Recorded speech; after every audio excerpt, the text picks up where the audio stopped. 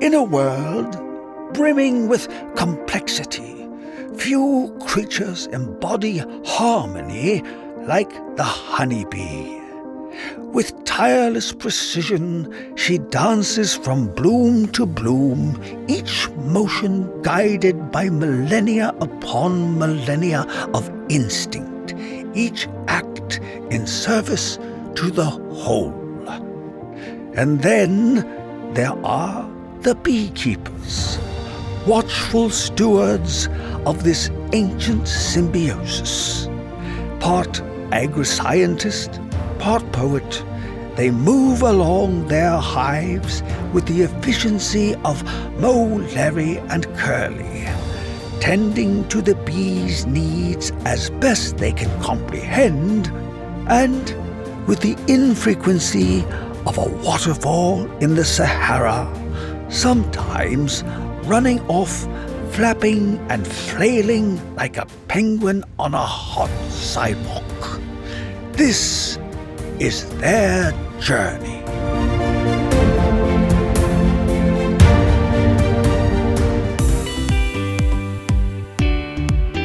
Welcome to Be Love Beekeeping, presented by Man Lake. One of the best things about beekeeping is the community. Beekeepers are always willing to help each other, share information, and even to step up when needed. And today I'll be having a conversation with a beekeeper in Utah that's learning that lesson in a big way. First, just one brief new amazing thing about honeybees. Research published in the journal Biology Letters shows that bees possess a sophisticated sense of time. Yes, time. And it makes perfect sense, as bees must carefully manage their time while foraging to maximize rewards and minimize the costs of energy and time in returning to the nest. The results of the research help us better appreciate that bees are, quote, not simple machines essentially driven by instinct, but rather complex animals with inner lives that have unique experiences.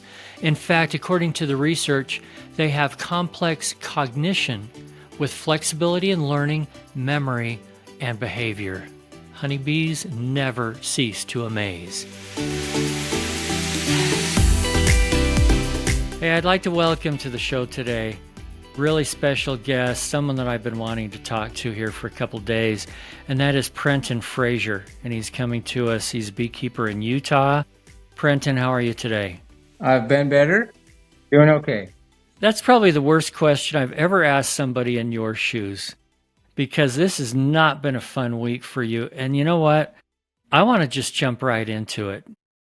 Would you give us 1 minute, just 1 minute of what kind of a beekeeping operation that you have, and then tell us about the phone call you got Sunday morning, and let's go from there. Okay. All right. Well, the operation that we had is, of course, commercial. It's large scale, but I feel like we do it a little differently. I focus really on honey, and I'm going to find a way to talk about honey even with this topic. We watch. Good. And it's been about the quality of honey. We used to keep bees in our backyard, and then we kept them in our shed, and then then it moved to the shop and the driveway, and then the whole street. You know, we were just getting big and had to move out. So we moved into our warehouse facility about 15 years ago. It's a multi-generational operation. My father, he kept bees with his grandfather, and that went back 5 generations. It's been a hobby thing, but we really turned it back into a commercial business about 15 years ago and operate under the name Beehive State Honey. But we didn't want to just move into the typical commercial space where we are processing the honey, selling it off to pay for operating expenses and things like that. My father got to the age of retirement and wanted to continue to do something of value. And since beekeeping was a hobby, word my father obviously does not know the meaning, the definition of 60-hour-a-week hobby. Well, it's a good way to keep busy. And it really feels good when you are doing something of a farming type of nature. And so we really hit that pretty hard at first, realizing that there's a lot about beekeeping that we did not know, and grew the business to the point it is today. But then again, did not want to change the nature of honey. I noticed early on that there was a difference between our backyard honey and commercial honey, store honey, and wanted to preserve that natural, organic, whatever it was that I didn't fully understand, but came to quickly realize had to do with heating, filtration, and things like that. So we yanked all of the heating elements, put away all of the filters and the strainers. We don't even strain our honey, and started to change. And it took about 10 to 15 years to develop something that is actually quite the antithesis of what honey product is. Most beekeepers would like a translucent, clear, liquid, nice amber honey. I want an opaque, creamed, not amber, and doesn't matter the color. I think honey varies just like people do in personality and color and flavor. That's natural. And you have to embrace those things, and that's what we did. That's what we found to be is really kind of a unique thing. And so we coined the phrase cold extracted honey, because raw wasn't really covering all the bases. Yes, raw means that it's not cooked, but raw can be everything from 115 degrees to, cold. And I just didn't think that that was a fair comparison. Even if you're warming it, you're still adding some heat. And I finally worked it down to the definition that was human integrity or human interaction. So I figured if we just cut that out, there is no heating element involved. Plus, we were to store it in some sort of an acid-proof container, then we could preserve that beautiful flavor and that texture that I was familiar with all growing up. So for me, raw backyard honey was just natural. That was part of my life, and I just didn't want to compromise that. But fortunately, in the process, we were able to learn and define a lot more science and chemistry behind honey and how it crystallizes, get down into the molecules and how the chemicals work out and separate, and how they can actually cream. And so we just keep developing that until we get a nice, good, opaque, creamed, kind of like peanut butter honey that is a wide variety of multifloral textures, and just give it more of a sophisticated flavor. And every little trick that we learn, we implement it, and really had something that the community and our customers are really starting to just appreciate and love. So you could say that developed something that really was meaningful. And every day I'd get up and find that I had purpose. I was starting to do some more value-added products like honey fizz soda, naturally carbonated, not mead, but more like kombucha, or honeycomb kombucha is actually the label we gave that. And things like that, just a lot of meaning, a lot of value. One morning, rudely get woken up, 4 a.m., looks like a sales call or something. I don't even know why I answered it, but something told me to answer it. 4:30 in the morning. I just want to give people perspective. This is just 3 days ago, right? Yeah, Sunday morning. I never answer my phone call in the morning, ever. I put it on silent or whatever, but it was just rung, and wife's tapping me, turn your phone off. And I answered it, and looked like it was a restricted number. So again, another reason why not to answer it. But I just felt like, what's going on here? Answered it, and then I hear this blip.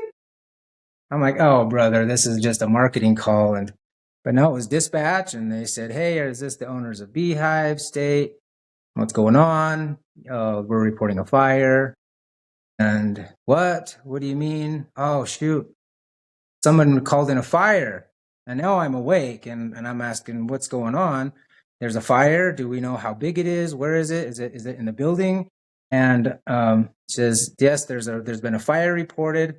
And I said, where? And I said, what side of the building is it on? And she just said, the whole thing. So that is pretty much where my blanked out. I couldn't wrap my mind around that. It's really hard to comprehend that everything you have worked for and put together for the last decade plus is just up in smoke, gone. You live, what, 10, 15 minutes from there? It's about, well, it used to be a 15-minute commute. Now it's 20, 25. There's been a lot of development around us. Well, without traffic at 4:30 in the morning, hopefully you got there quick. What did you see when you arrived? Couldn't even get there. Policemen were not letting cars down the road, but you could see the flames from our driveway. There were videos coming in on social media showing this humongous flame at night all the way across the valley. It was going way up into the sky. So that right there gave something for us to just sob over the entire way down. Arriving, we had to get past the security. They let us through once they knew I was the owner. I get right up to the gate and just start talking with the fire marshals, just seeing all of the flames and the smoke and the smell. And, I can hardly even recall everything. It was just so overwhelming that I guess a lot of details have kind of left me now. I realize I'm having a hard time even remembering those first hours. But I do know that there was a lot of talking with the police and the fire chief. And we were beginning to bring in beehives from our yards. We have more than 50 locations, run over 1,000, between 1,000 and 1,500 colonies. Among those, we have our yard stretched 100 miles from Bountiful down to North Juab County out to Price, mostly throughout Utah County. And we have these yards every mile, 2 miles separated so that we can have the bees foraging without being oversaturated. But here in the fall, we're starting to bring them back. And so we had more than 100 colonies lined up right down one of the buildings that were separated by a distance. They were saved by the fire department because when the firefighters first got there, they had to park their trucks and their ladders in between these rows of beehives. And they're stretching their hoses all through the property and trying not to knock over any beehives. And the chief firefighter is actually a beekeeper. He knew my father. He had spoken with us before. He's like, yeah, your father's a great guy. And we showed up and I saw those bees. It was because of that he zeroed in and he focused on those bees. They got a ladder up over one of the adjacent buildings on a neighboring property and they just started spraying the walls. And because of that, there were maybe 2 or 3 hives that got toasted, but they were going along and opening the lids and checking and spraying down the building, which was just boiling over. I mean, the flames were they were 50, 60 feet in the air by the melting ingots of copper. Appears that the flame got well over 2,000 degrees, 2,200 degrees, and all of our wax, all of our honey, the whole building plus was up in flames. And there are these firefighters, these brave, brave firefighters are saving the bees. I didn't hear about any of them getting stung, but some of the news articles reported that the firefighters were severely stung in fighting the flames. I'll tell you what, these guys were so proud of those stings if that was the case. I didn't hear it from them. They're just like, yep, we saved your bees. Oh, and so I was really grateful for that and for those heroes that stepped in and took care of that. But really, there wasn't a lot they could do about the flames. Everything has just been reduced to rubble. Tell me, Prenten, what all was inside that building? My rough estimate that the building was about 37,000 square feet.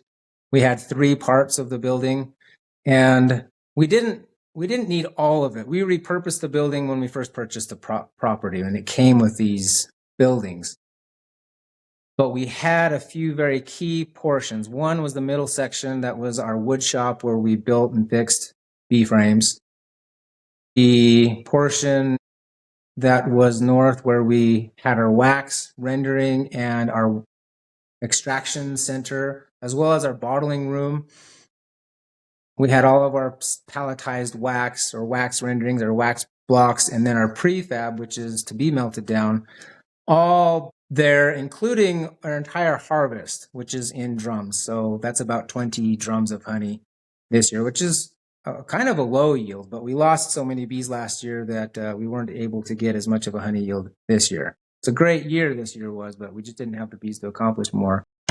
It may seem early, but right now is a great time to order your live bees for 2026 because they do sell out, and because Man Lake is offering a discount for Be Love podcast listeners. Wait, what? I know you're saying live bees, they never go on sale. Well, they are now. Click on over to Man Lake, order your bees any variety, nukes or packages, and anything in the beginner essentials category. And when you check out, use the code GETSTARTEDINBEES, it's down in the show notes so you don't have to remember, for a discount on everything. So get your orders in early and save. And then we had our stock room, and the stock room had a collection of residuals of honey harvests over the years. There were more than 40 or 45 pallets of honey, including some barrels right there that we would sell throughout the year and then restock and sell. So it was always kind of growing. I mean, for the first 10 years we were there, we weren't really selling a lot of honey. We weren't well known. So we had some honey in there that was several years old, but all bottled in glass, in boxes, on pallets. And honey has no shelf life, and it never even degraded in color. Over 10 years, there was no change in hue or color. You can't tell the difference between those jars and the jars that we just harvested. And then there were the shop sections where we repaired boxes, and then there were other places where we just stored. Everything else was for storage areas, just for whatever purposes we needed. But it was everything, our whole operation. I just realized today that we lost our bee nets.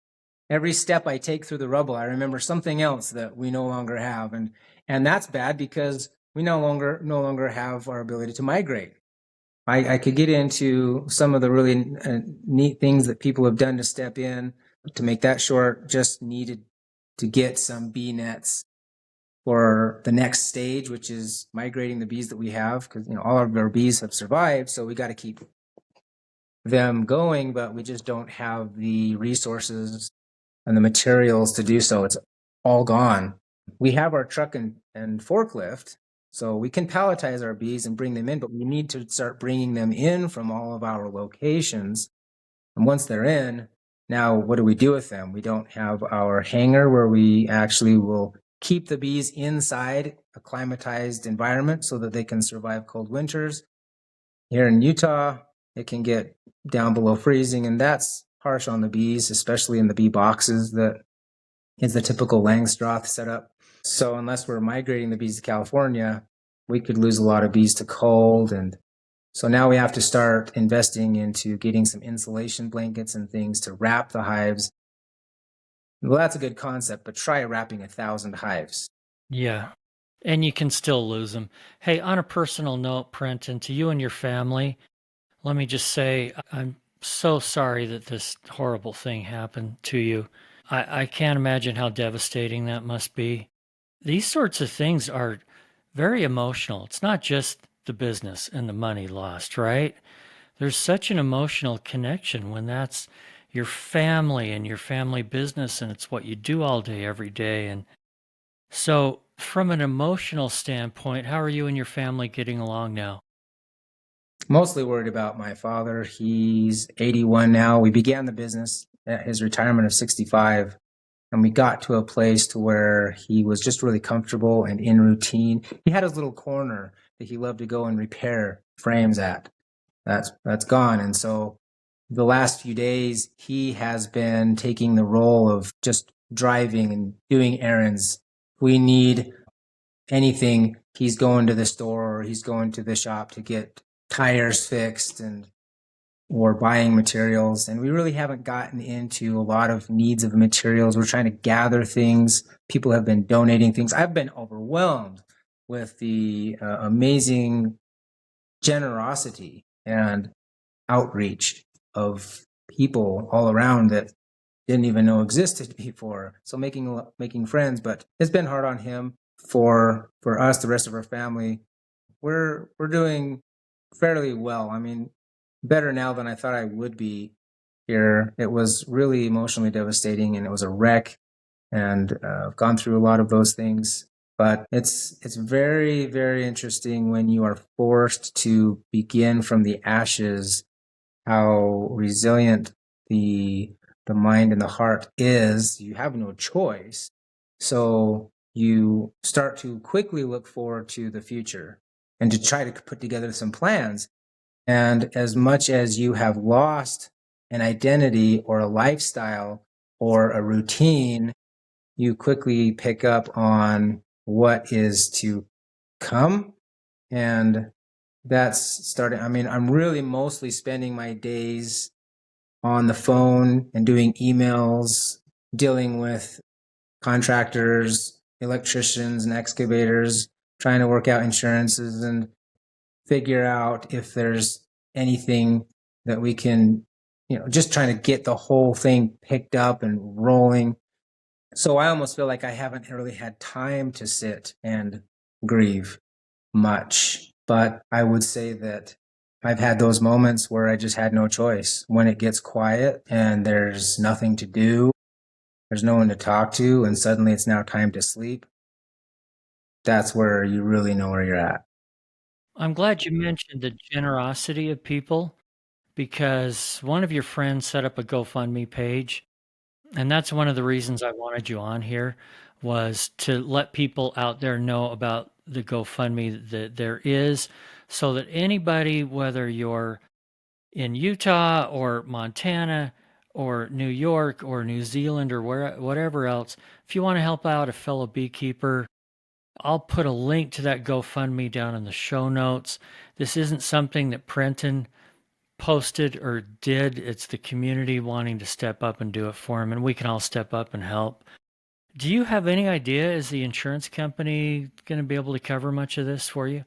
Well, probably to make it short, and for lack of better explained words, we're underinsured.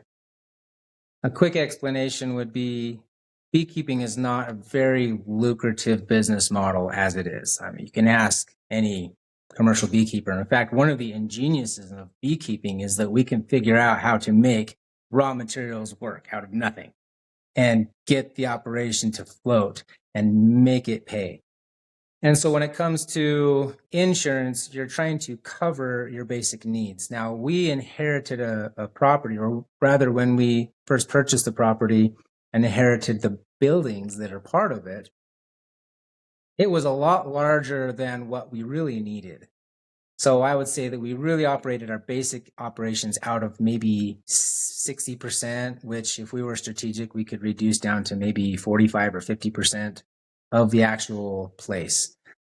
And to go over the insurance and cover all of the building loss, the only reason I say this is because I've worked this out a lot with the insurance, but it's not going to cover. In fact, it doesn't even cover close to even half.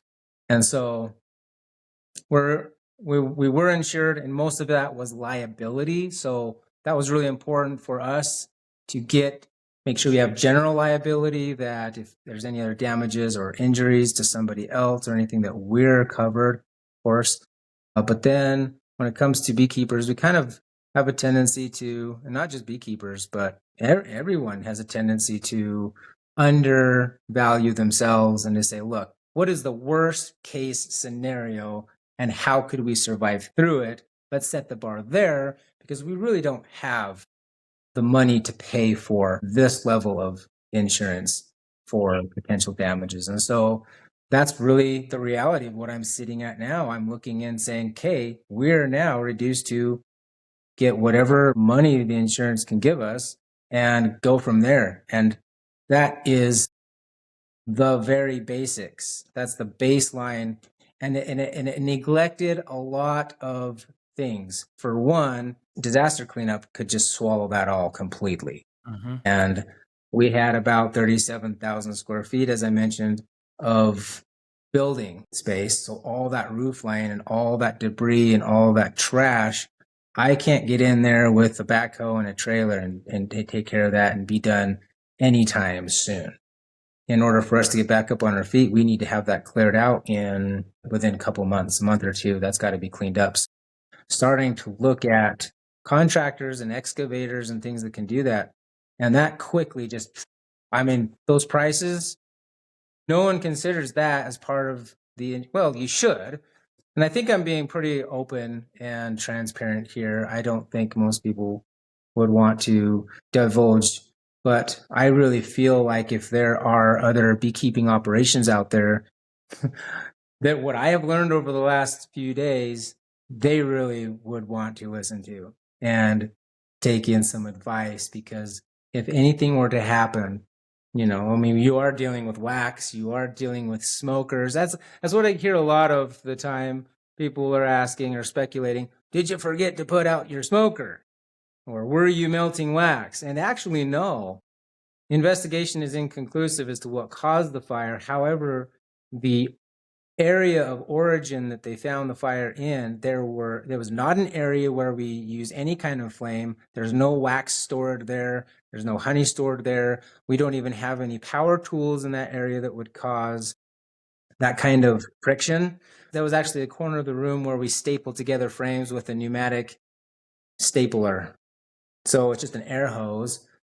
What caused the fire right there in that corner is just a mystery to me. According to surveillance and everyone's alibi, I guess if you say, their story, there wasn't anyone in that shop for 3 days. The last anyone had been in there, I had been in there Friday. No one came in Saturday. And the last that anyone had worked in that corner doing stapling or framing was Wednesday. So you would have had to either have something that was smoldering for 3-4 days to finally go up Sunday morning, or you have someone who sneaks in, and they didn't rule out arson, but someone really would have had to, come in through the back gate, jump the fence, crawl in there and do something. And either way, it's very unexplained. The need to clean up a mess is included in what you get from insurance. So if you're going to use part of that money to pay for cleanup, you have that much less money to pay for like rebuild. So there really is no money for rebuild. Along with that was something, and I'm not an insurance expert, and maybe some people are better informed by their agent, but there's something called loss potential, which is the income or income loss potential that you had for the following year or up to a year after the disaster. So how are you going to pay for employees? How do you usually make your money? And are you going to now be able to do that? Beekeeping is half pollinating and fulfilling contracts. The other half is honey sales. So all of the other associates and colleagues that I know of in the beekeeping field are producing honey and selling that all off at bulk to packers so that they can pay for the other half of their operational expenses. And both of these together don't amount to much of a living. It's mainly pays up the operation expenses. And if you're really good at cutting corners and you're doing everything yourself, then you're going to be taking that money for yourself. So that's one of the reasons I think why beekeepers all have to be really hard workers, is because we have to make things work ourselves in order to keep the business model going. By all intents and purposes, having something like this happen, there's really no reason for me not to close up shop and say, look, I'm going to go do something else besides beekeeping. This is not something that we can recover from. I mean, if I'm sane, that's what I would be saying. But I can't imagine doing anything else. I have employees, I have foremen and others who rely on this as their full-time living and their income. I have too much of a community and too many customers who have grown to love our product and our business.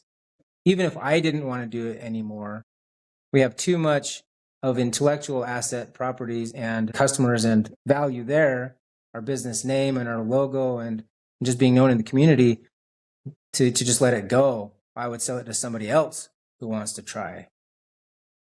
But beekeeping has been in our family for 5 generations.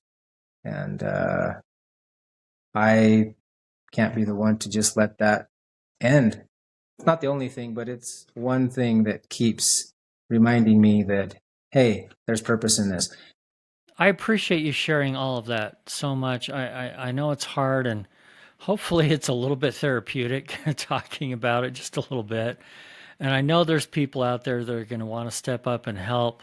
If there's any other thing else that you can think of that people can do to help, get with me on that. We'll post it on social media or wherever. But let's end up the interview today with I can tell how much you love beekeeping. This isn't just a responsibility that you have to keep doing it. This is something that you must really love, and it's genetic for you now. This has been passed down all these generations. Give me an idea on a perfect beekeeping day. Maybe it was last summer sometime. What's your day like? What do you love about it? That is a very good question. I have grown to love the whole, when you get to pick up a subject and learn about it, you find out that there's far more to it than you ever thought possible. Take the simplest concept, in this case, bees. And bees are the producers of more than 6 products. No other insect on the planet produces more than 1 for human consumption. Bees produce 6, including wax and honey and propolis, which are the main big 3. Each one of those is a very deep topic. You could get into the nutritional benefits and all the practical uses for these products and how they are good for health or good for value, barter, trade, to prepare against disaster. And they're topics that lead to so many other things. And then learning about bees and getting to know bees, we're actually beginning to do a lot more with bee therapy, where the environment around bees is healing and cleansing. And the last year of my life has actually been developing program around that, including making a honey fizz soda, like honey kombucha. It just doesn't end. So for me, the warehouse was more than just a turnkey operation. It was a playground. It was a sandbox. It was an opportunity to explore and build.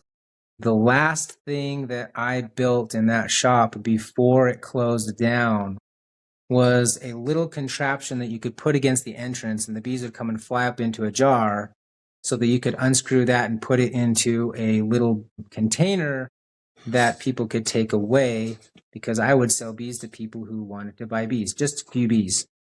I sell it to them as pets, but what they use them for is bee venom therapy.